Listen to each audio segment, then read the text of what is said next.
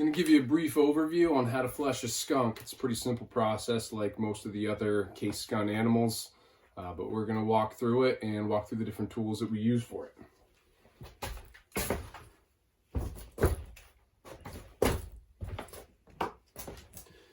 So we're going to be using 3 different types of knives. The one you'll see me using the most of is this. It's a necker knife, double-handed fleshing knife. This is a tail stripper or a tail cutter. This is just going to be used on the tail. I then like to use a duller, fatter, bladed knife for things like around the tail edges and the face. And then I keep just a sharp, cheap, this is just a paring knife. Keep it nice and sharp, sharpen it all the time. So not really concerned about the blade per se. Keep that handy just for cutting stuff off. So we are going to start with, and again, this is a skunk that we're working on here. It's already flipped inside out. First thing I'm going to do is cut that tail open. So I'm using this tail cutter. It's essentially like a box cutter, except it's got this talon on it. Put it in and drag it down. I like to go just little short bursts with it down to the tip because I have pierced through the other side and split the tail in half before. That's not fun. You want to try and keep your tails as whole as possible. So right down to the end there. Once that's done, I personally like to start behind the ears, take the stuff off the back, and then move out from there. Skunks are surprisingly tough animals. They have a surprisingly tough hide. You can kind of lean into them. I wouldn't equate them exactly to as strong as a beaver, but they do have a thicker hide that you can kind of lean on a little bit.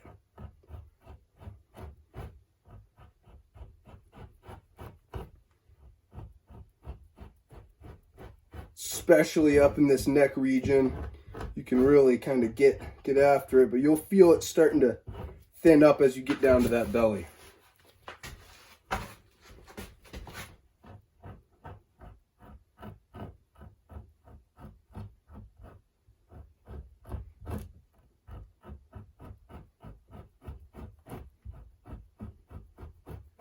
You'll see me using this edge of the knife a lot on this tougher gristle stuff.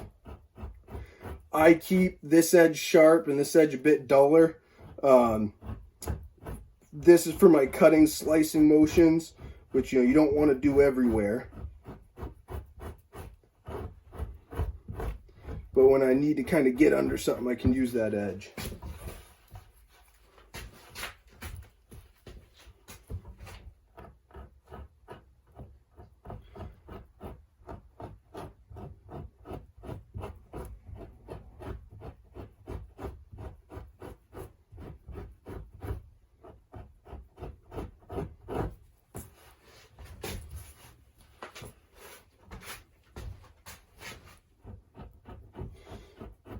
Skunks have a real gristly fat on their back and their neck, so you can really track where you've been pretty easy.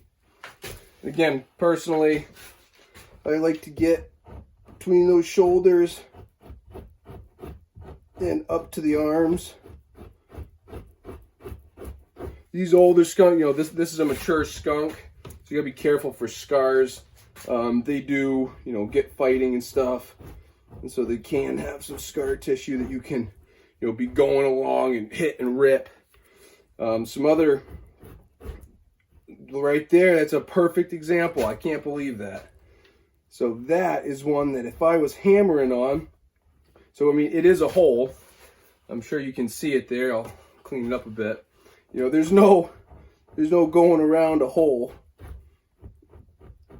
That hole is going to be there no matter what, but so a hole like this, I'm going to go over, clean the fat up around as much as I can. And I'm going to come back with that thick bladed knife I was talking about and just work off some of the stuff around it. But I am not going to mess around with that too much because I don't want to open it up. I would rather that dry with a little bit of fat around it than to open it up. This is a good lesson, because it means you want to go slower on the backs of these things. and just be cautious of what you're getting into. Another little tip is you don't want to flesh getting all the way down here because there's just so much room for that hide to bunch up. One of the most common ways of cutting a hide is it bunches up as you're going along, and then you go to push through it and you hit that bunch and it tears your hide. So you always want to be working really in this, you know, top 6 inches of your beam, maybe even less. Another thing that I'm doing right now with this hole, and who knows what that hole is from. That could be from fighting, it could be from a bullet. I mean, we did not dispatch this with a bullet, but probably from fighting. It's breeding season for skunks right now. This is mid-February.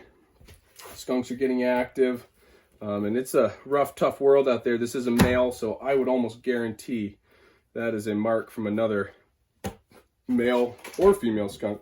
But what I'm doing here is I'm not putting that hole on the horn of my beam here. I'm working around it, so I will, you know, I'm pressing up against that hide with my stomach with this pad. I'll work on stuff down here, but once I get past that, I want to make sure I move that hole past the horn because I don't want to put pressure on it. That could open it up. But when you start finding holes like that or wounds, it's telling you something about the life history of that skunk. And so you want to be careful. You know, I'm now cautious of the fact that, all right, this guy's a scrapper, he's a fighter, he's been in some quarrels before, so he might have other marks. It's going to change the pressure that I'm putting on that skunk. I'm just going to be more cautious of that as I go.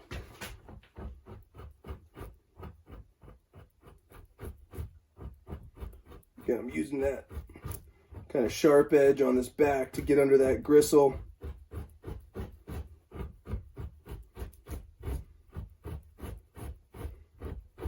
There's some old scars there, and it's hard telling what it's from. Could be from tick damage. Could be from old fights. And in these areas, yeah, see, there's another scar from something. So the pressure that I'm putting on my blade right now is very light, very thin. I mean, I'm not leaning into it like I was up on the shoulders. I'm almost working just at a not much above gravity, maybe gravity plus the weight of my arms. You know, there's no downward pressure. Because I would rather scrape this top layer off and have to come back than go into this hard and tear it open.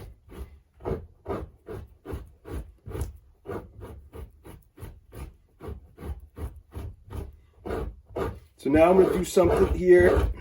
I call it milking. I'm using this flat edge of my fleshing knife. So this other edge does not have a sharp edge on it. It's dull, and I am just essentially squeegeeing. You know, that looks like it's pretty well fleshed, but I can take that backside and squeegee some of that excessive fat. It's going to help it dry a little bit better.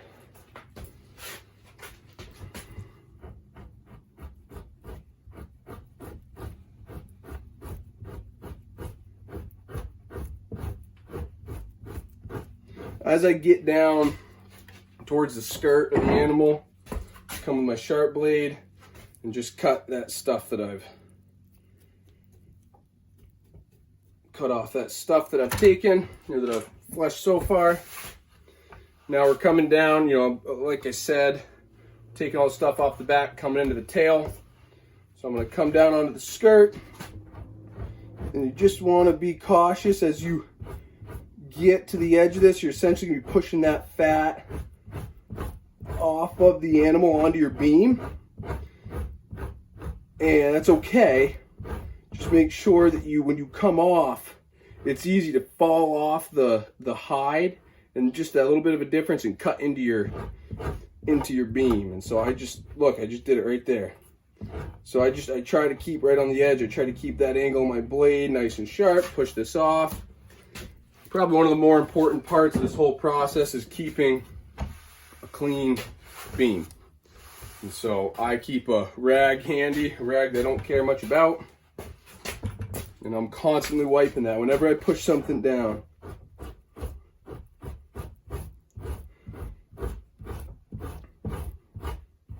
Ooh, that wanted to be something again. I'm getting ahead of myself. So there's some scar tissue in here that I'm gonna have to be careful with.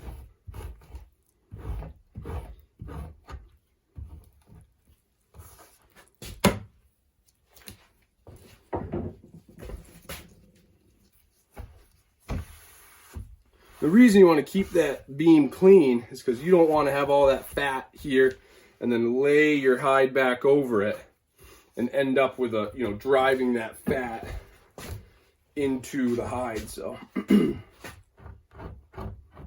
lot of scar tissue on the back of this skunk.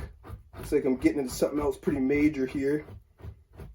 So I'm just going so easy because this wants to rip.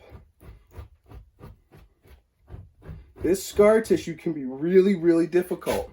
I've got a big glob of fat. I'm going to come back to that with a knife. I'm now moving almost perpendicular to the board instead of being down at an angle for my beam to make sure that I don't cut this.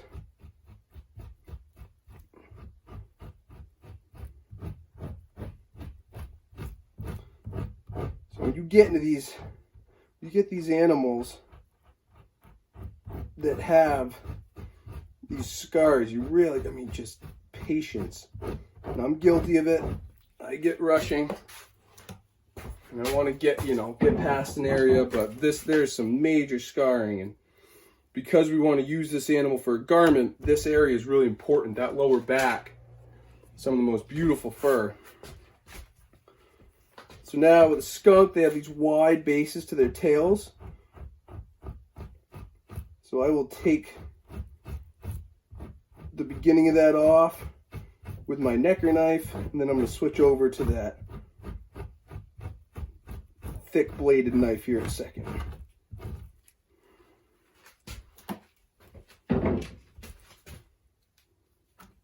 This right here we're going to come back for.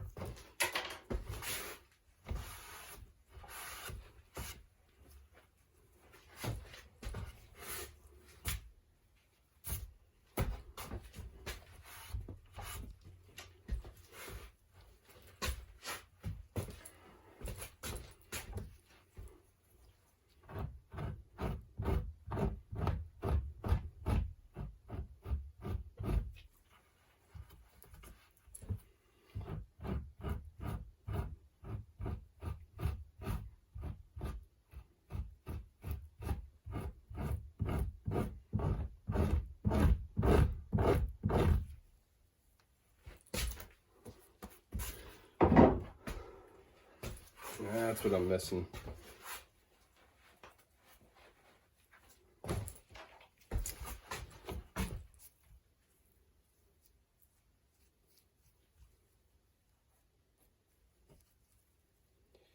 So this little bit here on the edges that I'm taking off, this is the fur that's right next to the anus. And so you can get away with trimming a little bit of this off to get that last little bit of fat off.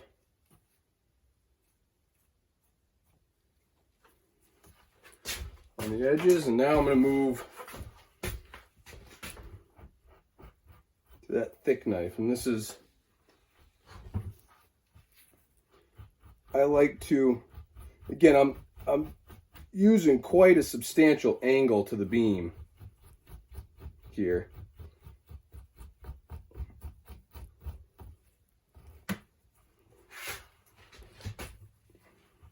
So it almost feels like you're slicing this off. I'm using just a little bit of downward pressure. Again, that motion after is just kind of milking some of that fat out.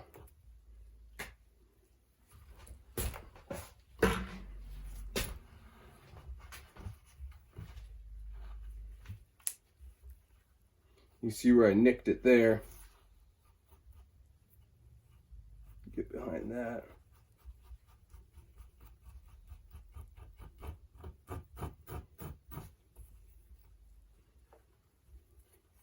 So outside of that little nick, that is pretty well done. I might clean up some of this the opposite direction.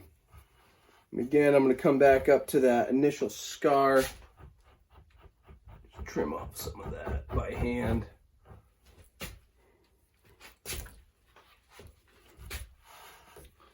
So with the back and the tail all done, now I move to the legs and the stomach. So I'm back to my necker.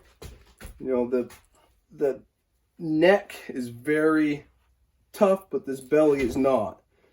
So now I'm going real easy. I use the back side of my knife just to push that down.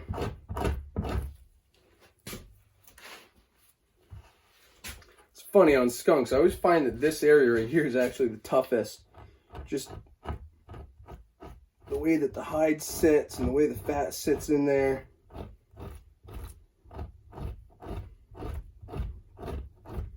It often feels like it wants to ride up and, you know, get cut.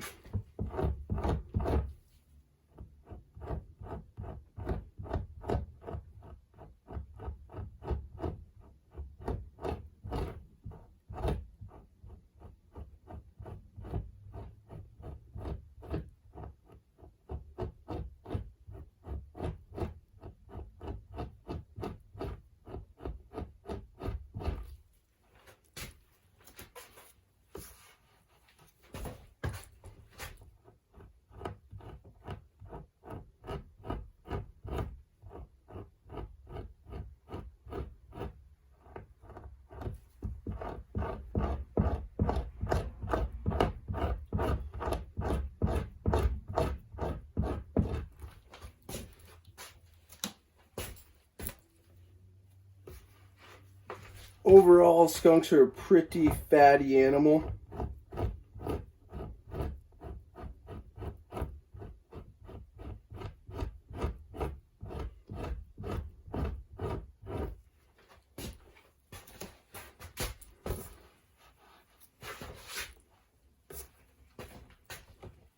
So this can really be a messy process. Now, I have said it.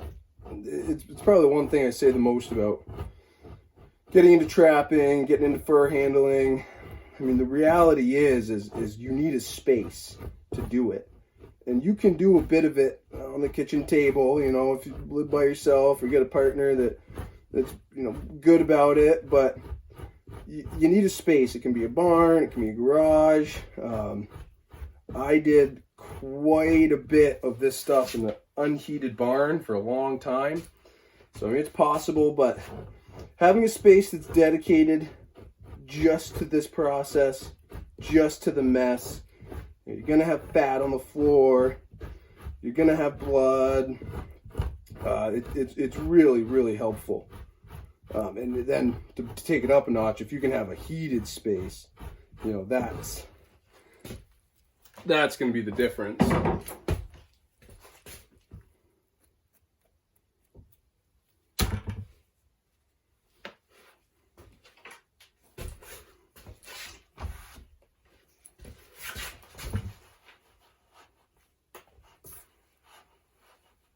So now to do the arms, I pull that arm on my beam. I'm using a pretty fat beam here. This is my beaver beam, but we're in the middle of beaver trapping, so I didn't want to switch over. So on a smaller beam, these arms, you know, the beam would pop out of the arms, but on this big beam, they don't quite.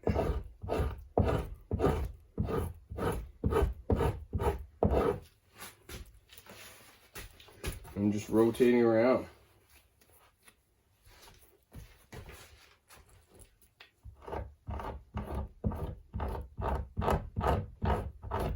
Because the hide around that arm is going to be thinner, I'm using the back side of my knife again.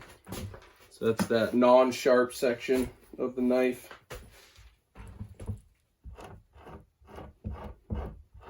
I'm just getting as close up to the top as I can.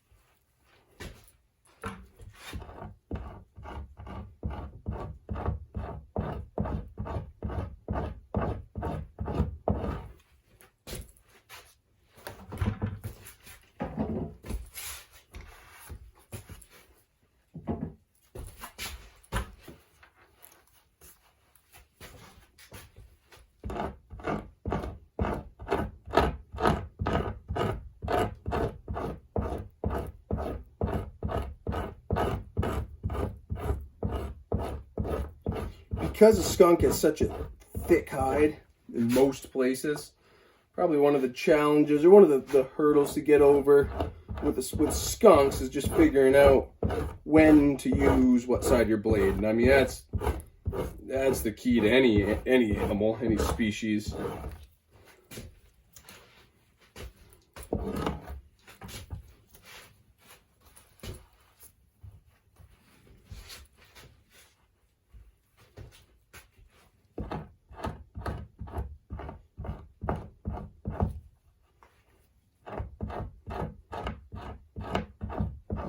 You'll see I'm still taking the edge of that leg and folding it over and then pinching it here, and that's to prevent yourself from really opening up those leg holes. You know, too much downward pressure on the opening of that leg hole could open that up.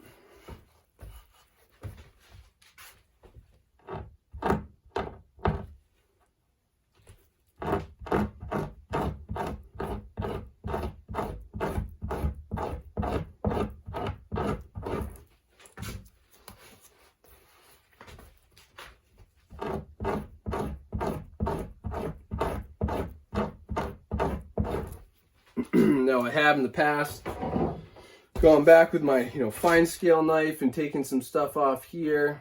You can do that. This one doesn't really need it. The armholes are large enough. It's a large enough skunk that the armholes went far enough down on the beam that I could get enough.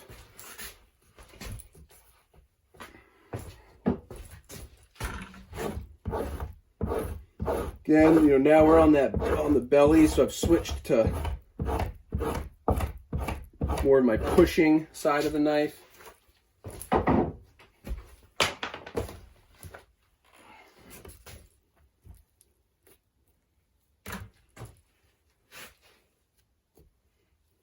I like to keep trimming that as we go because it just keeps your beam a little bit cleaner.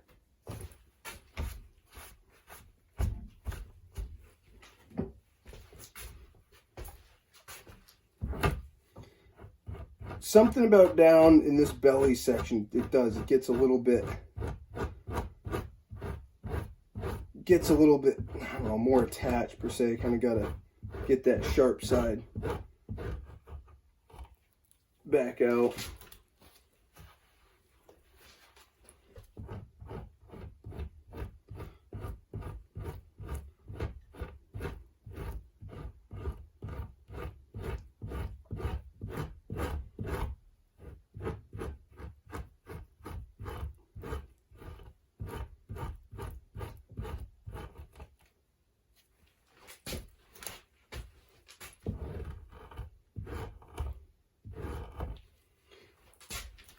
Now this is those edges of the legs, and you'll get these little kind of tails here that are between the leg, and you can trim some of that off. You don't want to trim too much because you kind of want to give your fur buyer as much as possible, or whoever's going to be using the fur, but a little bit around the edge to keep that edge clean doesn't hurt.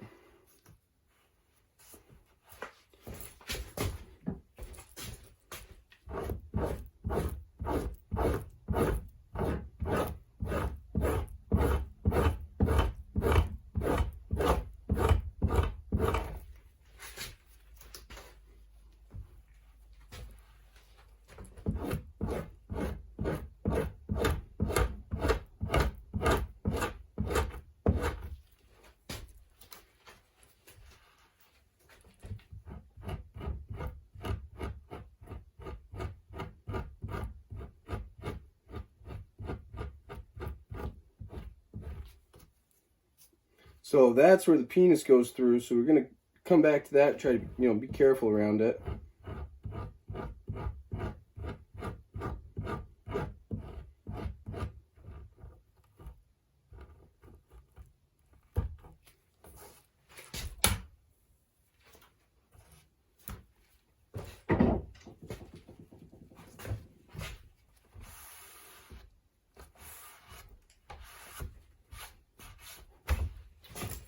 Now I actually like to do this area with this loose skin. You know, this is where the penis was. I like to do it with this knife.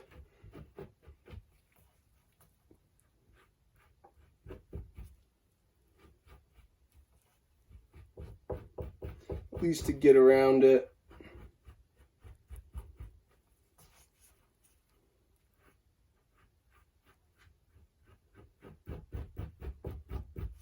You're going to be trimming some of this stuff off when you put it on your board or your hoop anyway. So a lot of that mess I will just cut off.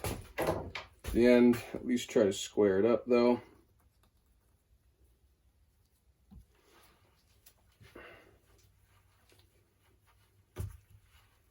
Just this little bit left.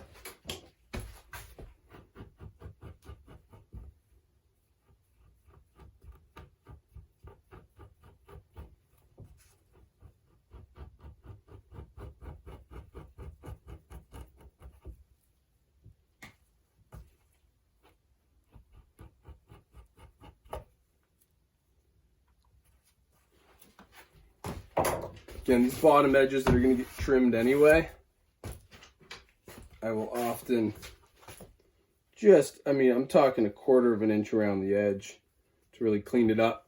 It'll clean up your drying board as well. So that's about it except for the face. And we'll see if we can get you a better angle for the face.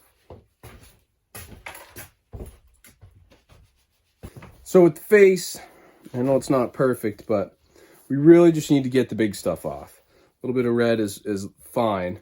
So we're going to start with those whiskers. Now, again, I'm using this thick bladed knife. It's got a moderately sharp edge. The only thing you got to be careful about on the whiskers is that if you go too deep, they will fall out. So that's the whole crux of the whisker. And I'm just pushing this stuff off with a knife. There is a certain amount of pressure, downward pressure, that I'm putting on it, but it's not excessive. And now that lip, you see I'm cutting the lip off. The inner lip. There's kind of two sides to the lip. There's the inside, or the outside and the inside. And you can cut that outside off, or the inside off.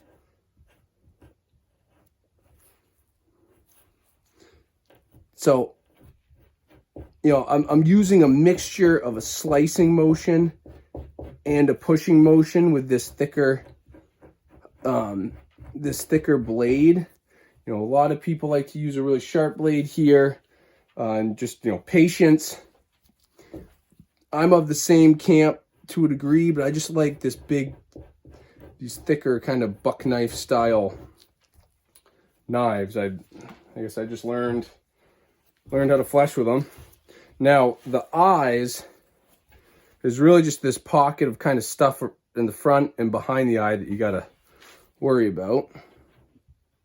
So a little slice gets me in there, and then something like this that I don't want to cut into that eyelid. I'll come back with my sharp knife and just cut it off. Now, this can sustain a little bit of red meat being left. Red meat is okay. A little bit of red meat is okay. That'll dry. It's the fat. It's the fat that'll sour a hide. Now the ear can be tricky. And so I just I come up to it and almost push up. I cut into it and up, into it and up. You want to be careful not to cut too much of the cartilage. Once I get a glob I can't see, pick it up, cut it off. And skunks have I'm using my sharp knife and just going real easy, kind of getting these fat pockets. Skunks have kind of funky ears, where there's these multiple little pockets of fat that are inside of them that we just try to get cleaned up as best as possible. But, you go too deep and you end up cutting the ear off the hide.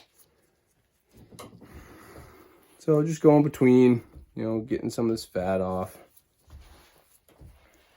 Skunks do have a little bit of fat between the ears. Most animals, you don't even really have to mess around in here too much. But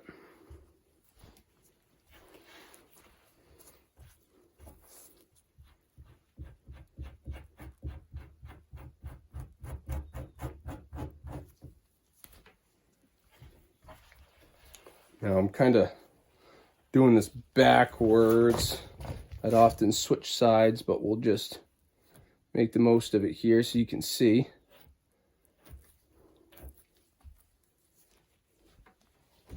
And so now I'm, just going backwards and coming into that lip, down into that lip, trying not to cut off the hair. What it is it's the follicle of the whisker. If you cut that follicle during the tanning process, the whisker falls out.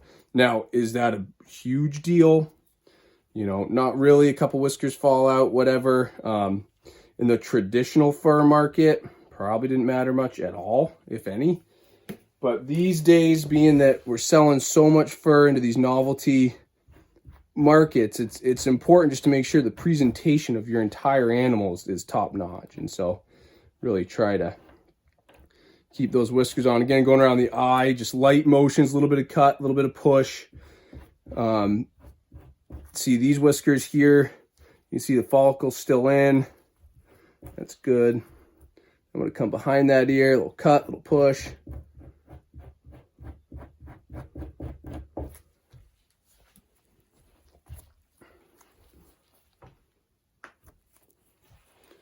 Kind of doing this side backwards.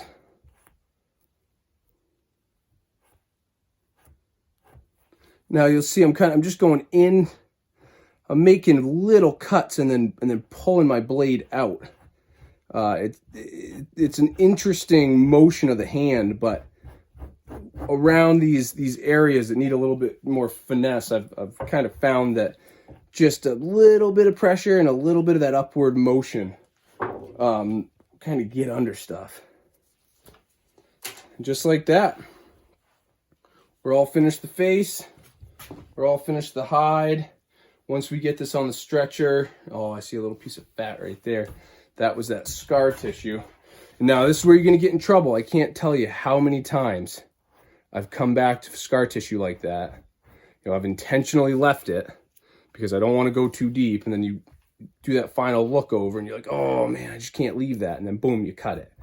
So it's okay to walk away from those little fat blobs if there's a scar under it. You'd rather have some scar and some fat that dries an extra day than you would a hole right in the back of your skunk. So just like that, we have a nice fleshed skunk. Now we'll get it on a stretcher. Last part of the process is going to be stretching this. We're going to use a wire stretcher. I like wire stretchers. I use both. I use wooden and wire. I don't dislike wire for any reason. They're quick, they're easy, they're versatile. This wire stretcher right here is probably it's for a gray fox, a female fisher. There's a couple different things you could stretch on this small raccoon. We're using it for a skunk today. For us, the actual dimensions are not as important as they would be for the traditional fur trade. I'm just getting this animal tanned, so the most important thing for me is that it is dried properly. If you're going to be selling your pelts into the fur trade, I'd recommend picking up Hal Sullivan's book. I think it's Fur Handling 2000. He's got all the dimensions for stretchers and what these animals need to be at. Skunks are unique in that they need to be narrow, down low. So we're going to use this stretcher. So the first thing is you put it on the stretcher, the nose goes to the end. We're going to hang it up right here. And so these work by these hooks come over and go into the hide, pull down on the hide, then the tension keeps this hook in place. I've added some zip ties, just makes it stick a little better. These are not crazy sharp, so what I do is I make just a tiny little incision where I want that to be. Let's see if we can turn this around. So I made these tiny little incisions, and then I just put the hole right through the hook. This gets pulled down, boom, it's tight. Turn it around, do the other side. This is the side you really want to be careful on because this is your money side. This is where everything's going on. So I will come low on the tail, make one tiny little incision. This is coming around, and then I'll just put that middle hook in there, pull it down, pull both sides down. It's essentially stretched. The only thing left to do is the tail. Well, first off, I like to add a couple of clips on the edge here, just to keep those sides down. And there's my nick. Those are the things that haunt you at night. You got a perfect hide except for one little nick. So I use 2 pieces of 1/4 inch wire mesh, squeeze the tail in between. I do this for all my animals. I do this for coyotes, do this for raccoons. It's just, I found it's the easiest way to dry tails. They dry quick, the air can get to them. And again, this is on wood, on a wire stretcher. On a wooden stretcher, you'd be actually tacking this out with tacks. So boom, just like that. Just like that, you've got a product that's ready to, this will dry for in here in this fur shed a couple days. So these are some skunks. This skunk was put on yesterday. You can tell I already took the tail off.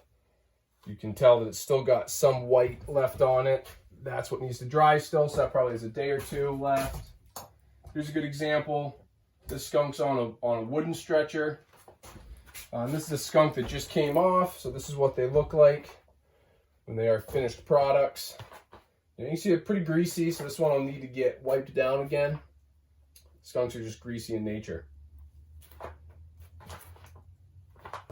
So thanks a bunch for following along on this, and hopefully this helps when you're putting up a skunk.